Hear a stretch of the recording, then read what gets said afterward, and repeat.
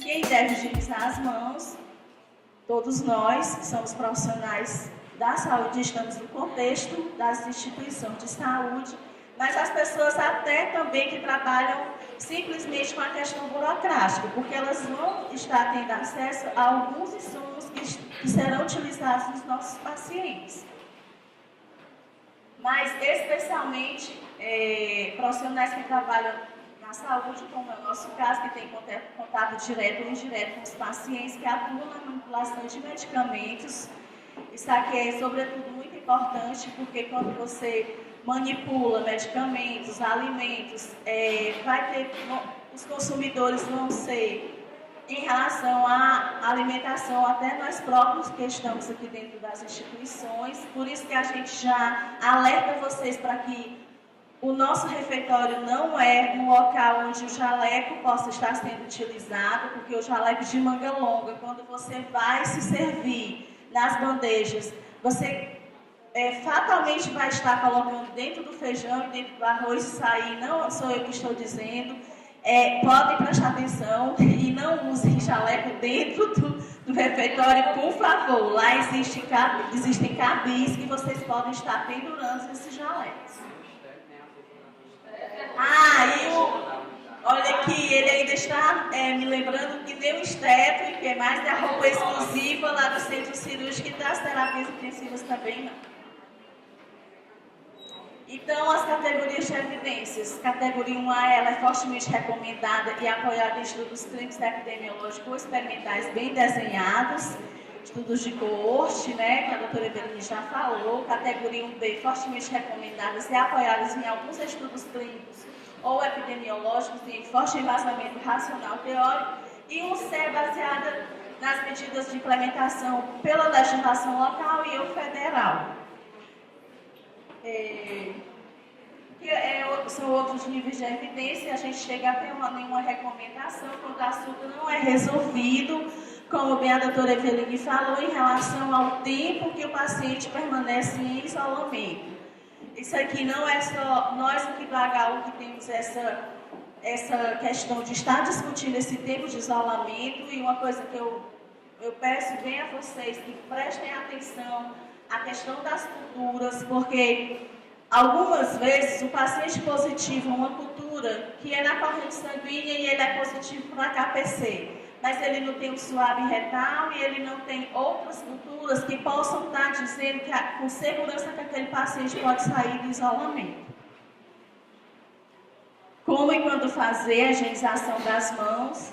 Eu já falei que eu uso sabão comum nas unidades de internação, ou então o antimicrobiano nas unidades clínicas e em áreas de isolamento. É indicado quando as mãos estiverem visivelmente sujas ou contaminadas por sangue ou outros fluidos corpóreos. A gente fala do sangue porque ele tem um potencial de transmissão cruzada muito maior, mas os outros fluidos corpóreos também. E o sangue, pela probabilidade de estar transmitindo vírus, né, que a doutora Eveline já falou, da hepatite B, especialmente, e da C muito mais grave, né, que não tem tratamento, também não tem imunização. Sempre ao iniciar o turno de trabalho, após ir ao banheiro, isso aqui é coisa básica, né, que a gente aprende ainda quando a gente é criança, mas infelizmente isso não ultrapassa à medida que o nosso desenvolvimento vai acontecendo. E tem pessoas que realmente não higienizam as mãos. E a gente viu isso quando a gente fez aqui uma campanha de higienização das mãos no refeitório do HU. Que eu já falei, preparo e manipulação de alimentos e de medicamentos. O álcool, ele foi o grande parceiro, ele surgiu na nossa vida em 2009, quando se iniciou os surtos das superbactérias, que hoje todos nós sabemos que essas bactérias elas são enterobactérias e que por mecanismos de resistência elas são produtoras de carbapenemase, mas ele veio para nos ajudar no sentido de dizer que é muito difícil algumas vezes o acesso do profissional a uma pia e a água na pia e sabão. Então o álcool veio para nos beneficiar e facilitar esse acesso para a higienização da mão adequada. Tem algumas unidades aqui do HU que tem os leitos, então usem e abusem desse álcool. Algumas vezes falta, mas a gente está sempre atenta a essa questão, solicitando que o pessoal das compras não deixe que falte.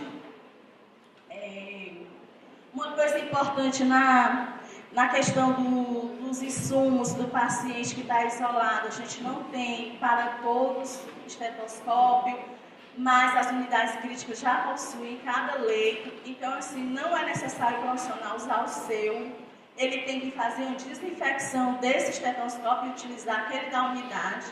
Algumas vezes a pessoa diz, mas é ruim de escutar, mas é treinar o ouvido, a gente não tem um Littmann aqui, mas a gente tem um que dá para escutar se você for fazer um exame físico no paciente. Como e quando fazer, a gente já falou, né, até antes de procedimentos assépticos. Se você também está chegando para uma UTI, você pode até vir de casa com sua roupa, não vir com um avental, com um jaleco, porque não é indicado. Você está usando essas roupas fora do ambiente hospitalar. Mas você também não pode chegar na sua casa com sua roupa, não passar nem na pia para se paramentar e já botar um avental estéreo para funcionar um acesso central, que é um procedimento estéreo. Então, uma das coisas que a gente pede também é que tenha esse cuidado. É muito chato para nós, enquanto enfermeiras da CCIH ou médicos da CCIH, chegam num ambiente onde está sendo funcionado um catéter central e você tem que dizer para aquele profissional que ele não está, a gente não faz isso, mas o que foi acordado, a gente manda um comunicado para a instituição, para o gestor e ele toma a providência em relação à chefia do profissional. Mas, de antemão, como vocês estão chegando aqui, estão sabendo quais são os nossos protocolos, eu acredito que isso não vai acontecer, porque é uma questão de dizer, eu não vou funcionar enquanto não tiver todo o material adequado aqui para mim, que são os campos grandes, estéreis, os dois aventais, que normalmente R1 e R2 vão funcionar. Se o R1 não conseguir, por uma questão de ainda estar se adaptando àquele procedimento, o R2 que vai funcionar no final das contas. Ou o R2 e R3 e vice-versa. Como e quando devo fazer... o fato de você estar usando luvas te protege até um certo ponto, mas como ele mesmo já falou, Roglexon, eu nunca gostava de dizer seu nome. Então o Roglexon. Então ele falou que realmente a luva tem microporos, até a luva estéreo ela tem esses microporos. E quando você vê, são profissionais que retiram a luva, ficam com a mão entalcada, pegando no telefone, usando o seu próprio celular e muitas vezes se prejudicando. A gente teve um caso aqui de um residente que fez uma... A gente foi dar uma aula informal lá na CCIH mesmo, e ele era o tempo todo com um álcool individual, uma colher individual de álcool. E aí eu achei muito bacana, perguntei para ele porque ele já estava utilizando, a gente ainda estava falando da estratégia modal. Ele disse, não, porque eu passei um mês de licença, porque eu tenho certeza do que eu fiz. Eu examinei o paciente, não higienizei minhas mãos e depois eu peguei uma conjuntivite bacteriana que foi difícil o tratamento para ele. Então, assim, não vamos deixar que isso aconteça conosco, né? Vamos nos prevenir antes, porque a prevenção ela é sempre mais barata, ela é muito menos onerosa para todos. Já falei isso aqui, né, em relação aos fluidos corporais, que o que a gente observou na audição de higiene das mãos aqui nas terapias intensivas, o que acontecia?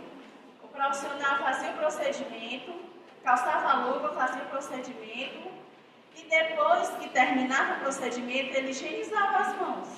Qual é a cultura?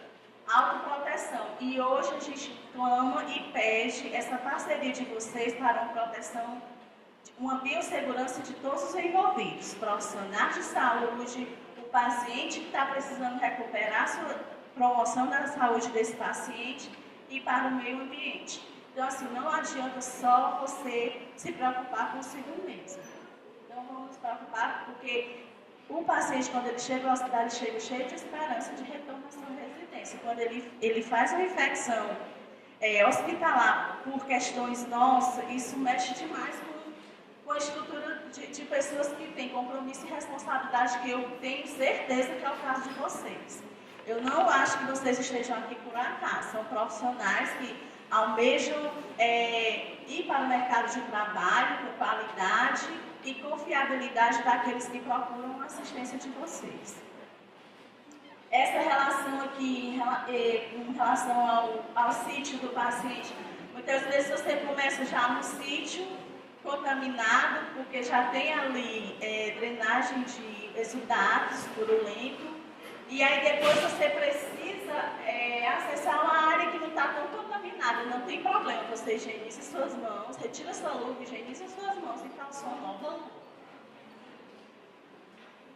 Essa situação ela não deve ocorrer com muita frequência, porque o profissional já tem que conhecer aquele paciente e já fazer todo esse trâmite, esse planejamento da sua assistência.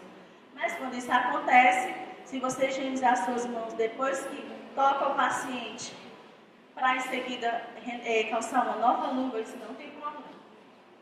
A proteção é do profissional das superfícies, sim. Se fala muito hoje em dia que o ambiente tem que ser tem que ser bem higienizado, você tem que usar os melhores produtos. Só que a gente não sabe a toxicidade desses produtos. A gente sabe que eles são ecotóxicos e a gente não sabe em que proporção eles são ecotóxicos. Então, quanto menos o ambiente estiver contaminado com as nossas mãos, melhor. Então, se a gente faz o procedimento, higieniza as mãos, se você tocar aquele ambiente, ele só vai contaminar você se você não tiver essa prática de higienizar as mãos.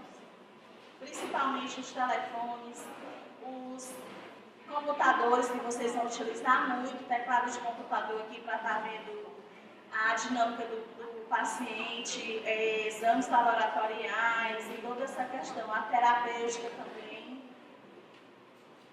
Isso aqui a gente já falou, né, que você pode usar luva se você for ter contato com fluidos corpóreos, mas a higienização das mãos é importante.